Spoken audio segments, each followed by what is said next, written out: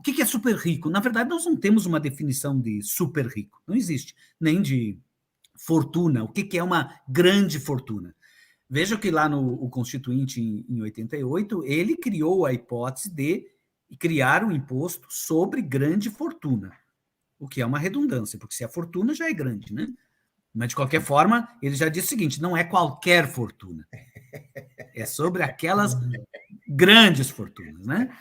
Então, na campanha tributária Os Super Ricos, a gente fez vários exercícios para tentar definir, assim, na distribuição de renda, o que representaria efetivamente o diferencial que poderíamos considerar como grande fortuna. E chegamos a uma conclusão de que seria acima de 10 milhões de patrimônio. Porque quem tem 10 milhões de patrimônio representa somente 60 mil pessoas no Brasil. Ou seja, de 200 milhões, 60 mil pessoas é que tem mais do que 10 milhões de patrimônio. E vejam, estamos falando aqui de patrimônio declarado, não estamos falando de patrimônio que a gente não descobriu ainda, é patrimônio declarado, né? E esse patrimônio declarado, ele é declarado lá nos bens e direitos na declaração de imposto de renda. Bens e direitos, está lá, né? Todo mundo declara os seus bens, seus direitos, e está lá declarado. Então, quando a gente pega a declaração de imposto de renda lá de 2020, que é a última que nós temos os dados bem detalhados, a gente vai ver que em torno de 65 mil pessoas, 65 mil pessoas é que dispõem de patrimônio superior a 10 milhões. Mas uma quantidade muito pequena vai dispor de patrimônios, por exemplo, acima de 50 milhões.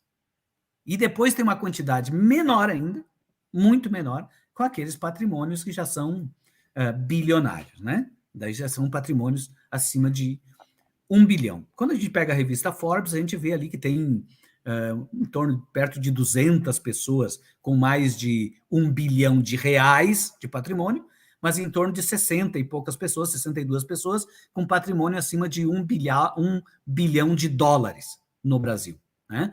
Mas então então seria em torno de 65 mil pessoas com patrimônio acima de 10 milhões.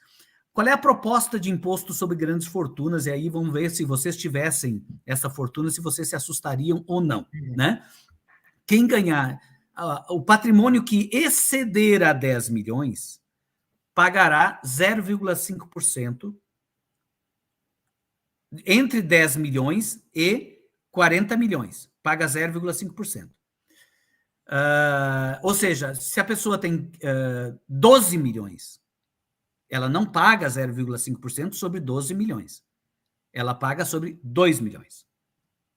O que exceder. O 10 milhões é isento do imposto sobre grandes fortunas. Tudo que excede é que passaria a pagar alíquotas progressivas. 0,5% de 10 milhões a 40 milhões, 1% de 40 milhões a 80 milhões e 1,5% acima de 80 milhões. Ou seja, o cara tem 81 milhões, sobre 1 milhão é que ele pagaria 1,5%. Né? O resto são as alíquotas menores. Isso permitiria uma arrecadação de aproximadamente, assim, por baixo, em torno de 40 bilhões. 40 bilhões. Não é pouca coisa, não é desprezível, né? Por essa taxa de 0,5, 1 e 1,5,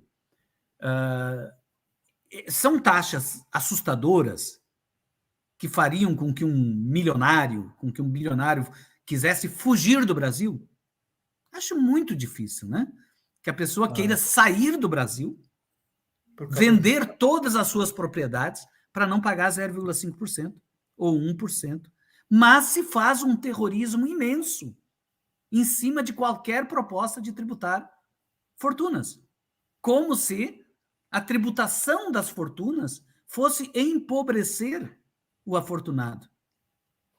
Né? Mas com 0,5%, 1%, numa taxa de juros que remunera quase 8% de juro real no Brasil, eu duvido que alguém vá, né, querer ir embora do Brasil simplesmente por pagar 0,5%. E resolveria uma parte muito grande dos problemas. Veja, se a gente tributasse, se a gente tivesse 40 bilhões todo ano, todo ano, a metade das pessoas que passam fome no Brasil não precisariam passar. A gente precisa aproximadamente 60 bilhões para garantir uma cesta básica para cada uma das famílias que precisa de cesta básica, não tem como. Porque são 8 milhões de famílias que passam fome, né? Que têm o direito ao alimento negado, que é um direito constitucional. Negado. E se a gente tributasse 65 mil pessoas, a gente teria dinheiro suficiente para retirar da situação de fome praticamente uma quantidade imensa de pessoas.